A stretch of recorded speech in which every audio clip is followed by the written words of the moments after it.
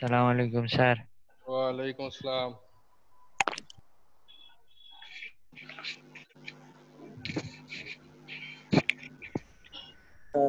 ওয়ালাইকুম আসসালাম। আচ্ছা, ঈদের পরে পরবর্তী ক্লাস আমাদের আবার শুরু হচ্ছে তোমাদের সাথে। এর আগের ক্লাসগুলো মেয়েদের সাথে হয়েছে, এটা তোমরা হোয়াটসঅ্যাপ গ্রুপে পেয়ে গেছো অলরেডি। এবং কি নিয়েছিলাম বলতে পারবা? গত গত ক্লাসের যে লাইভ ক্লাসটা নিয়েছিলাম মেয়েদের, এটা কি নেওয়া হয়েছিল? রাইট ফর্ম অফ ভার্ব না? রাইট ফর্ম অফ ভার্ব, ওকে, হ্যাঁ রাইট, এটা রাইট ফর্ম অফ ভার্ব ছিল। তো আমি অলরেডি আজকে যে ভিডিও ক্লাসটি গেছে, হ্যাঁ আজকে না, এর আগে যে ভিডিও ক্লাসটা দিয়েছি ওখানেও দেখো যে রাইট ফর্ম অফ ভার্ব সম্পর্কে আলোচনা করেছি। আজকে যেই নিয়মগুলো অলরেডি লাইভ ক্লাস এবং ভিডিও ক্লাসে দিয়েছি, আজকে আবার লাইভ ক্লাস নিচ্ছি। আজকে 5 থেকে 6টি নিয়ম আলোচনা করব ইনশাল্লাহ। দু একদিনের মধ্যে রাইট ফর্ম অফ ভার্ব আমাদের শেষ করে দিব। হ্যাঁ, দেন নতুন কোন আইটেম হিসাব বিজ্ঞান ক্লাস হবে না স্যার আজকে? হ্যাঁ, স্যার 10 এর হিসাব বিজ্ঞান ক্লাস হবে না আজকে? বুঝলাম না। 10 এর হিসাব বিজ্ঞান ক্লাস হবে না স্যার? এখন তো আমার কথা ছিল 10 এর হিসাব বিজ্ঞানের ক্লাস, হ্যাঁ ওই যে ইয়া স্যার নিচ্ছে তো। হ্যাঁ, তোমাদের কোন স্যার? মোফাজ্জল স্যার, হ্যাঁ মোফাজ্জল স্যার ওই রুমে নিচ্ছে। দেখো তো ওই তোমাদের আইডিটা সম্পূর্ণ আলাদা মনে হয়। স্যারকে না হয় একটু কল দাও, স্যার কিন্তু ওই দিকে। আচ্ছা ঠিক আছে স্যার। আচ্ছা, এখন বিষয় হলো যে রাইট ফর্ম অফ ভার্বের যে বেসিক রুলস গুলো এগুলো আলোচনা করা হচ্ছে, এবং তোমাদেরকে অলরেডি আমি অন্যান্য সময়ে বলেছি এটার একটা নোট দেওয়া হবে। আমি নিয়মগুলো শেষ করব, তারপরে তোমাদেরকে সবাই ইনশাল্লাহ দিয়ে দিব। যারা হোয়াটসঅ্যাপ গ্রুপে নিয়েছো বা পাবে বা নিয়মিত ক্লাস করো তাদের সমস্যা নেই, আর যাদের হোয়াটসঅ্যাপে প্রবলেম আছে তারা স্কুল থেকে এসেও সংগ্রহ করে নিতে পারবে। আচ্ছা, এটা 2-1 দিনের মধ্যেই দেওয়া হবে। আজকে যে নিয়ম আলোচনা করব সেটা পরবর্তী নিয়ম হিসেবে এটা 16 থেকে সম্ভবত হবে। Rule 16, modal auxiliary verb. Modal auxiliary verb কি কি বলো একটু বলো তো কি কি মডাল অক্সিলারি ভার্ব? ক্যান, যেমন কুড, শ্যাল, শুড, উইল, হ্যাঁ উড, হ্যাঁ হ্যাঁ মে। হ্যাঁ, thank you. Am, is, are, was, were, এগুলা কিন্তু মডাল অক্সিলারি ভার্ব। আর শুধুমাত্র মডাল ভার্ব হিসাবে যেগুলো থাকবে সেটা হচ্ছে can, could, shall, should, will, would, may, might, তারপরে মাস্ট ইত্যাদির পর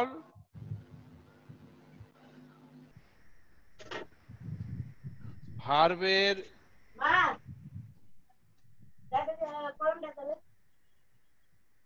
প্রেজেন্ট ফর্ম হয়। তবে এখানে একটু আমি বলে নেই, আমরা অক্সিলারি কথাটা বলবো না। হ্যাঁ, এই কথাটা বাদ দেই। আমরা বলবো মডাল ভার্ব। মডাল ভার্ব যেমন এই যেগুলো can, could, shall, should, will, would, may, might, must ইত্যাদির পর ভার্বের প্রেজেন্ট ফর্ম হয়। হ্যাঁ জি স্যার, আইডিটা পাসওয়ার্ডটা একটু দেওয়া যেত স্যার?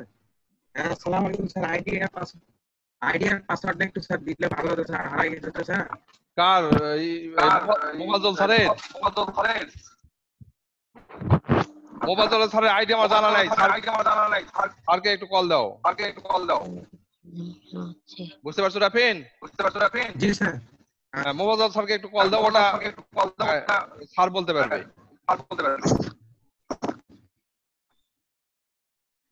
আচ্ছা ওকে স্যার।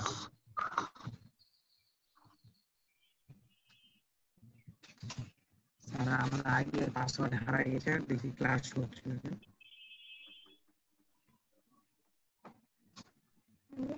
এখানে এই 7 এর কে কে আছে একটু নাম বলো তো।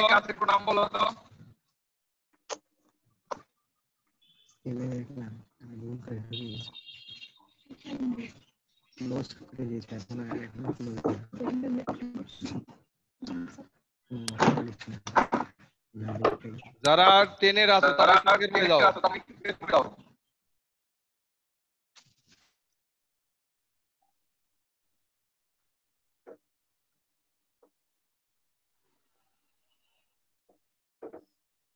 7 এর কে কে আছো?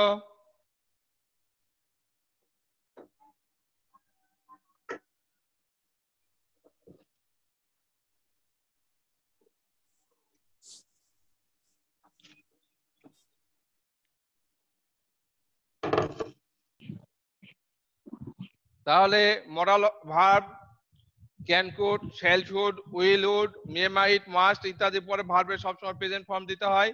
তাহলে এই যে মাস্টের পরে যে ব্র্যাকেটে ভার্বটি আছে সেটির আমরা কি করব? প্রেজেন্ট ফর্ম করব। উই মাস্ট হেল্প ইউ, আমরা অবশ্যই তোমাকে সাহায্য করব। ভার্বের প্রেজেন্ট ফর্ম হতে পারে। তাহলে এভাবে মাস্ট দিয়ে হতে পারে, শ্যাল দিয়ে হতে পারে, কুড দিয়ে হতে পারে, শুড দিয়ে হতে পারে। হ্যাঁ, যেমন আবার দিতে পারি উই শুড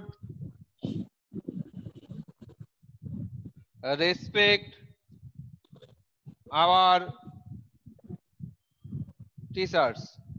তাহলে এই যে রেসপেক্ট ভার্বটি এটা সব সময় প্রেজেন্ট ফর্মই হবে। তাহলে একজন বলো তো উইল দিয়ে, বলো তো উইল দিয়ে একটা বাক্য বলো তো। আর একজন মে দিয়ে একটা বাক্য বলো।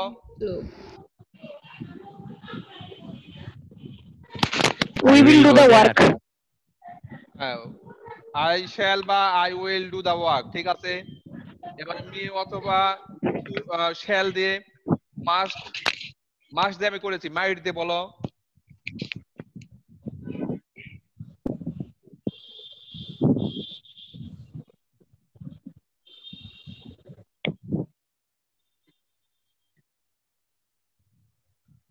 বলতে পারছো না? No, sir.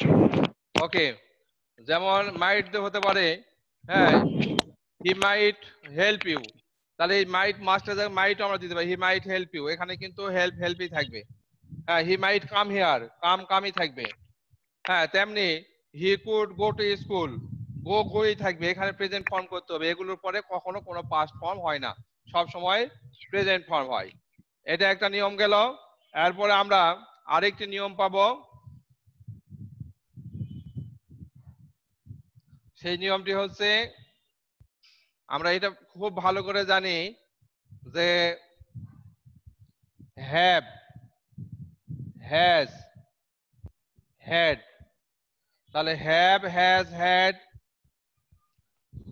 Gate, got, want, wanted. এই ভার্বগুলোর পরে যদি কোনো ভার্ব পাও তাহলে অবশ্যই সেগুলোর পাস্ট পার্টিসিপল করতে হয়।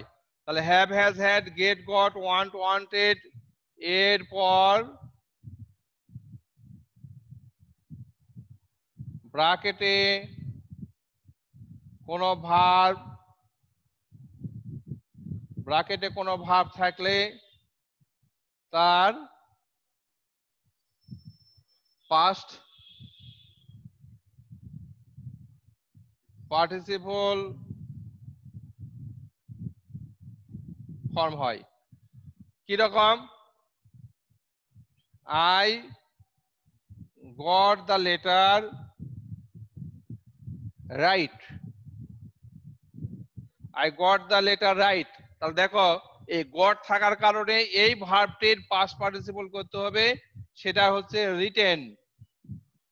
I got the letter written. বুঝতে পারছো সবাই? Yes, sir. আচ্ছা, তাহলে I got the letter written. আবার হতে পারে he had make it, he had make it. তোমরা তো জানোই যে হ্যাভ, হ্যাজ, হ্যাড এগুলোর পরে সবসময় ভার্বের পাস্ট পার্টিসিপল হয়।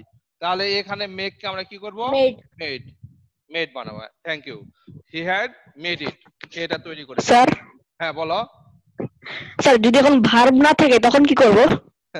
এখানে বলাই হচ্ছে যে ভার্ব থাকবে, আমরা কিন্তু রাইট ফর্ম অফ ভার্ব, আমরা কিন্তু বলাচ্ছি রাইট ফর্ম অফ ভার্ব। তাহলে ভার্ব তো থাকতেই হবে, ভার্ব না থাকলে তো পরিবর্তন করব না। ঠিক হ্যাঁ, আছে। একটা একটা সেন্টেন্সে তোমার ভার্ব থাকতেই হবে। ভার্বই হচ্ছে সেন্টেন্সের কিন্তু প্রাণ কেন্দ্র। যেমন গো, যাও, রাইট, লেখো, স্টপ, থামো, একটা করে ভার্ব দিয়েও কিন্তু একটা সেন্টেন্স হতে পারে। হ্যাঁ, এই কারণে জি ভার্ব স্যার। থাকবে। এটা কখনো ভাববা না যে ভার্ব থাকবে না, ভার্ব থাকতে হবে। ভার্ব না থাকলে হবে না। ভার্ব না থাকলে যে নিয়ম বলতেছি সেই নিয়ম হবে না। হ্যাঁ, এরপরে যে নিয়ম,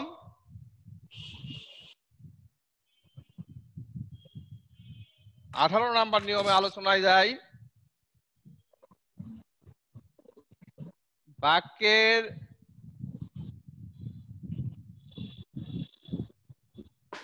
মাঝখানে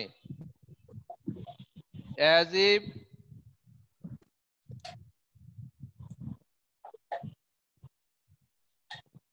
বাক্যের মাঝখানে as if, as though থাকলে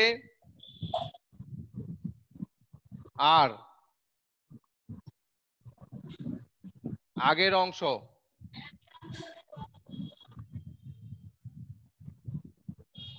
প্রেজেন্ট ইনডিফিনিট টেন্স হলে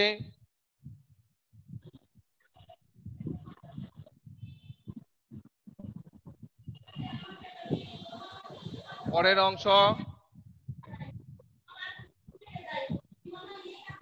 পাস্ট ইনডিফিনিট টেন্স হয়, ইনডিফিনিট টেন্স হয়। এখন বলো তো প্রেজেন্ট ইনডিফিনিট আর পাস্ট ইনডিফিনিট টেন্সের গঠন একজন বলো তো।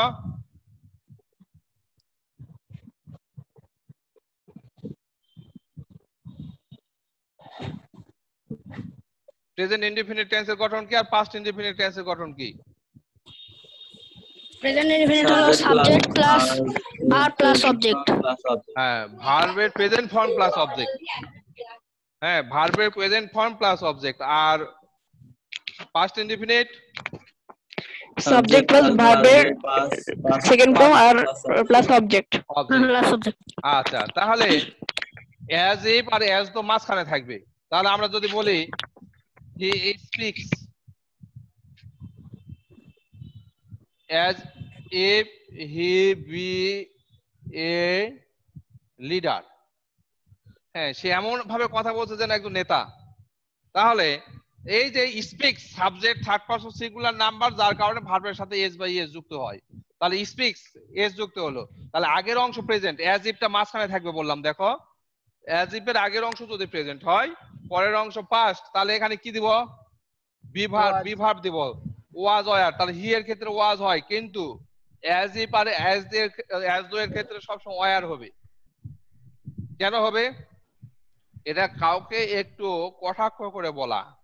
হ্যাঁ, সে এমন ভাবে কথা বলছে, দেখ মনে হচ্ছে একজন নেতা হয়ে গেছে।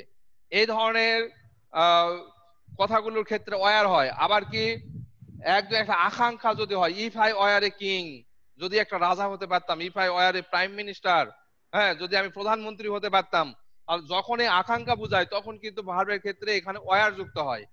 হ্যাঁ, যদিও এখানে হি এর ক্ষেত্রে ওয়াজ হওয়ার কথা ছিল। হ্যাঁ, তো এই ক্ষেত্রে ওয়ার যুক্ত হবে, এটা খেয়াল রাখবে। আর এটা একটা নিয়ম গেল। এই কথাটাই আবার একটু ঘুরে বলবো যে আগের অংশ প্রেজেন্ট ইনডিফিনিট টেন্স হলে পরের অংশ পাস্ট ইনডিফিনিট টেন্স হয়। এবার আমরা বলবো আর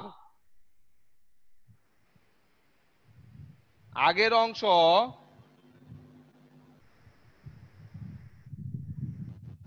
পাস্ট ইনডিফিনিট হলে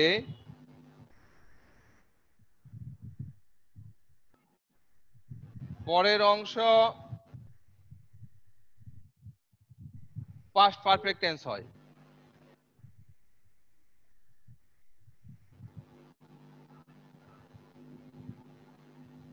আচ্ছা, এটার সাথে অ্যাড করে নিলাম একটু অংশ। দেখো, আগের অংশ পাস্ট ইনডিফিনিট হলে পরের অংশ পাস্ট পারফেক্ট টেন্স হয়। যেমন he spoke as though he know everything. হ্যাঁ, he spoke as though he know everything, সে এমন ভাবে কথা বলছে যেন সে সবকিছুই জানে। এখন দেখো, এই যে স্পিকের পাস্ট ফর্ম হয়ে গেল স্পোক, তাহলে এখানে আমি কি করব? পাস্ট পারফেক্ট টেন্স করব। পাস্ট পারফেক্ট টেন্সের গঠন কি কেউ জানো? পাস্ট পারফেক্ট টেন্সের মূল গঠনতন্ত্রটা কি বলো তো?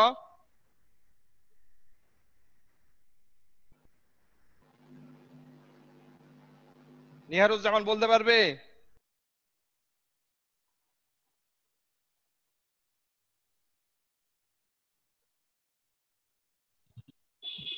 Subject class. আচ্ছা, বলতে পারছো না, এই তো হ্যাড হবে, had. He had known, K N O W N, he had known everything. Past perfect টেন্সের গঠন দুইটা আছে, বিফোর আফটার দেয়া আছে। তো এখানে যেটা মূল অংশ, সাবজেক্টের পরে হ্যাড, তারপরে মূল ভার্বের পাস্ট পার্টিসিপল করতে হয়। তাহলে অ্যাজ দো অথবা অ্যাজ ইফ এর আগের অংশ পাস্ট টেন্স হলে পরের অংশে কিন্তু পাস্ট পারফেক্ট টেন্স হয়, এটা খেয়াল রাখতে হবে। আর আগের অংশ প্রেজেন্ট হলে পরের অংশ পাস্ট ফর্ম হয়। আর একটা নিয়মে যাই, এটা খুবই সহজ একটা নিয়ম, রুল 19।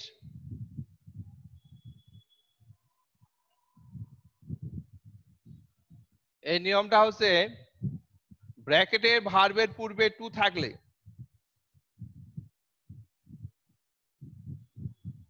ব্র্যাকেটের ভার্বের পূর্বে টু থাকলে উক্ত ভার্বের প্রেজেন্ট ফর্ম হয়। হ্যাঁ দেখো, যদি টু থাকে, যেমন I want to do my homework। হ্যাঁ, I want to do my homework, আমি আমার হোমওয়ার্কটা করতে চাই। তাহলে এখানে দেখো, মূল ভার্বের ব্র্যাকেটের ভার্বের আগে আমি কি বলেছি, টু থাকলে, তাহলে টু আছে, এই জন্য মূল ভার্বের প্রেজেন্ট ফর্মই হবে এই ডুই থাকবে। খুবই সহজ নিয়ম না? তোমাদের কাছে কি মনে হচ্ছে, এটা কি কঠিন নিয়ম?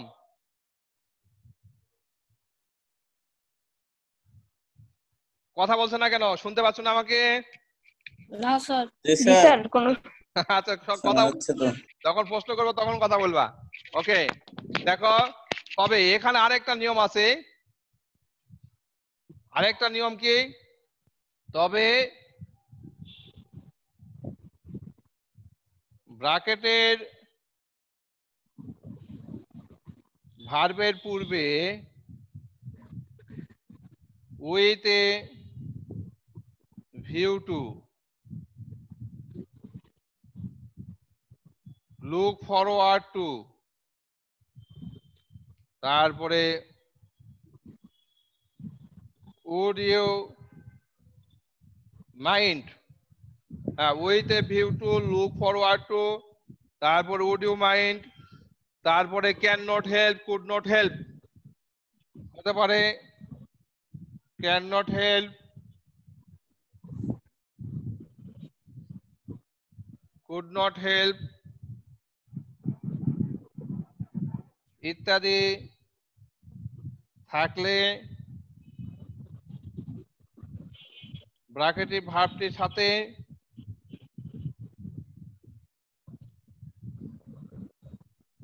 আইএনজি যুক্ত করতে হয়। দেখো, একটু আগে বললাম কি, শুধুমাত্র টু থাকলে ভার্বের প্রেজেন্ট ফর্ম হবে, কিন্তু with a view to, look forward to, would you mind, তারপরে can not help, could not help, এগুলো যদি থাকে তাহলে অবশ্যই ব্র্যাকেটের ভার্বের সাথে আমি আইএনজি যুক্ত করব। যেমন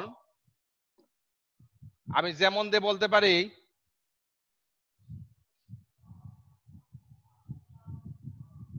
would you mind have a cup of tea?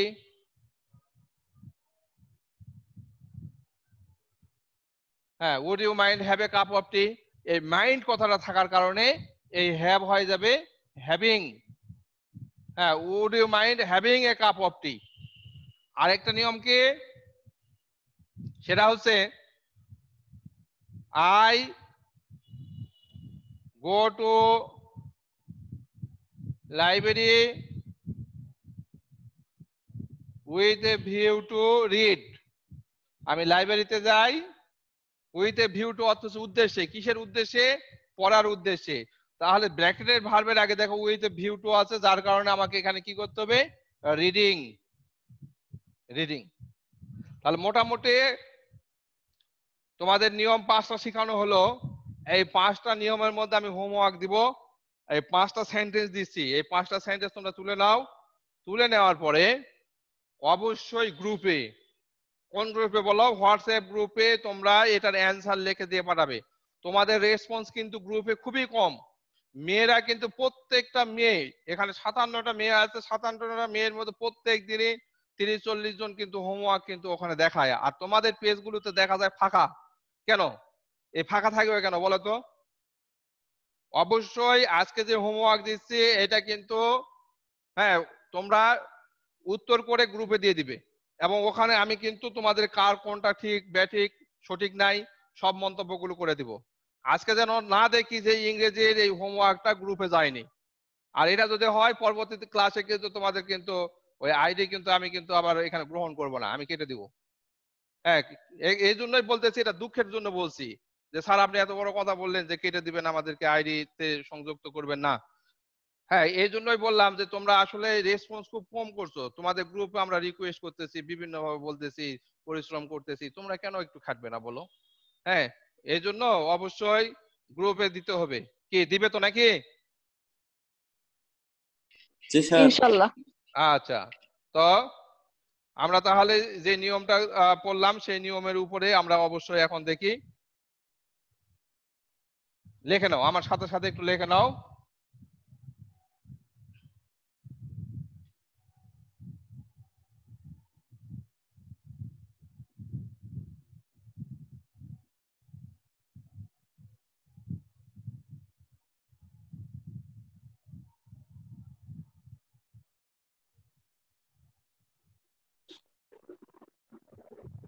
Hello hello,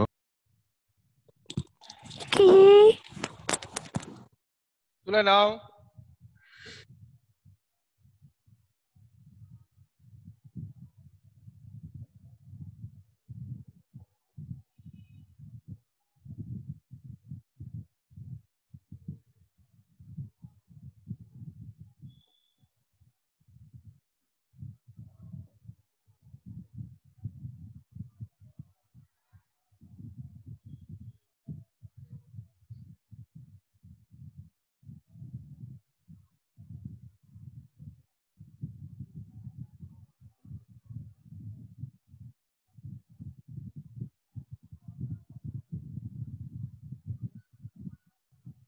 হ্যাঁ দেখো, হি প্রিটেন্ডেড, প্রিটেন্ডেড অর্থ হচ্ছে ভান করা। সে ভান করছে যেন সে পাগল হয়ে গেছে, এরকম একটা ভান করছে, হ্যাঁ, বা অভিনয় করছে। হি মে কাম হিয়ার, সে এখানে আসতে পারে। She got the cloth wash, সে তার কাপড়টা পরিষ্কার পেল। হ্যাঁ, I can not help laugh, আমি না হেসে পারলাম না। আর he wants to go to school regularly, সে নিয়মিত স্কুলে যেতে চায়।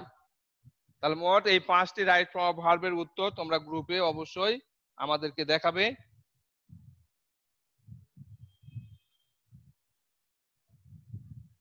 এই অ্যান্সার গুলো করে গ্রুপে দিয়ে তারপরে তোমরা কিন্তু অন্য কাজ করবা। আল্লাহ। জি স্যার।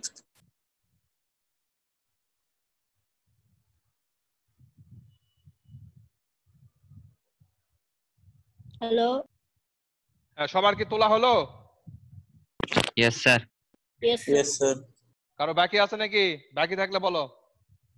না স্যার। ওকে, তাহলে মিশে দিলাম। তাহলে আজকে ক্লাস এখানে মুলতবি, আগামী ক্লাস আবার দেখা হবে। সবাই সুস্থ থাকো, বাড়িতে থাকো, আর অবশ্যই বাড়িতে থাকবে আসসালামু আলাইকুম। লেখাপড়ার মধ্যে থাকতে হবে। ওয়ালাইকুম আসসালাম, খোদা হাফেজ। আসসালামু আলাইকুম স্যার। আসসালামু আলাইকুম স্যার। ওয়ালাইকুম আসসালাম।